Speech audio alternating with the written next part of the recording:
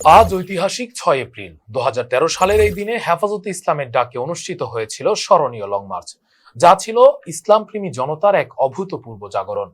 কুরআন অবমাননা, মহানবী হযরত মুহাম্মদ সাল্লাল্লাহু আলাইহি ওয়াসাল্লামের শানে কটূক্তি এবং ইসলাম বিরোধী কর্মকাণ্ডের প্রতিবাদে ফ্যাসিবাদী আওয়ামী লীগের বিরুদ্ধে সারা দেশের ধর্মপ্রাণ মানুষ ঐক্যবদ্ধ হয়ে রাজপথে নেমে এসেছিলেন। সেদিনের দৃশ্য ছিল অকল্পনীয় এক বাস্তবতা। রেল, বাস, লঞ্চ, এমনকি পায়ে হেঁটেও মানুষ ছুটে এসেছিলেন ঢাকার উদ্দেশ্যে।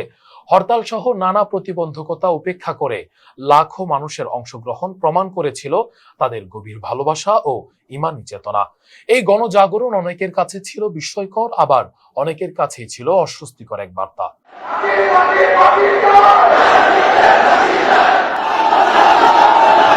যত নাস্তিকবাদী, ধর্মবিরোধী, রাসূলের অবমাননাকারী আছে, তাদের মৃত্যুদণ্ডের বিধান রেখে সংসদে আইন পাস করতে হবে।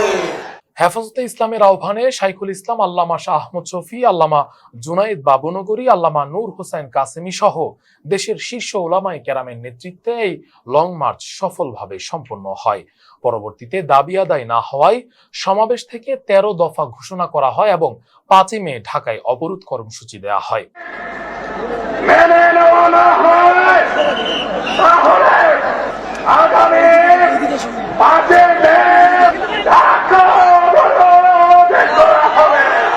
অবরোধের ধারাবাহিকতায় মতিঝিলের শাপলা চত্বরে সমবেত নেতাকর্মীদের উপর রাতের আধারে চালানোর বর্বর অভিযানের ঘটনা দেশব্যাপী ব্যাপক আলোচনার জন্ম দেয়।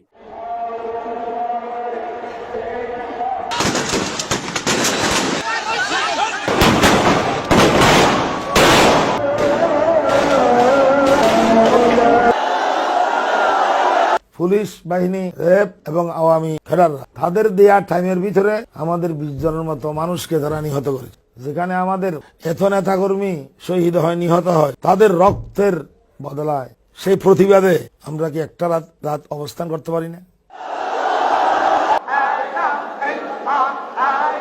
যারা বেশি ক্লান্ত হয়ে গেছে তারা ঘুমে গেছে, আর বাকিরা জিকির করতেছে।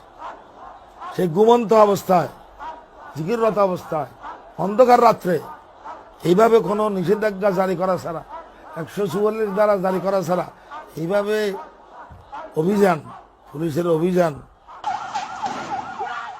সেই রাতের স্মৃতি আজও অনেকের মনে বেদনার ছাপ রেখে গেছে। এই ঘটনার বিচারের দাবিতে হেফাজতে ইসলামের পক্ষ থেকে আন্তর্জাতিক অপরাধ ট্রাইব্যুনালে মামলা দায়ের করা হয়। ইতিমধ্যে কয়েকজন অভিযুক্ত গ্রেফতার হয়েছে এবং বাকিদের গ্রেফতার প্রক্রিয়া চলমান। বিভিন্ন তথ্য উপাত্ত ও সাক্ষ্য প্রমাণ আদালতে উপস্থাপন করা হয়েছে বলে জানা গেছে। দেশের সাধারণ মানুষের প্রত্যাশা, এই বহুল আলোচিত ঘটনার সুষ্ঠু তদন্ত এবং বিচার একদিন নিশ্চিত হবে। ইতিহাসের এই অধ্যায় তাই কেবল একটি স্মৃতি নয়, বরং ন্যায় বিচারের অপেক্ষায় থাকা একটি গুরুত্বপূর্ণ দলিল। এতক্ষণ সাথে ছিলাম রাকিবুল ইসলাম রইস। ফেস দ্য পিপলের সাথে থাকার জন্য ধন্যবাদ। জীবন অবাক না করলে কে করবে? ২৮% মিল্ক ফ্যাটের অবাক করার সাথে ফ্রেশ মিল্ক পাউডার। জীবন অবাক করুক প্রতিদিন।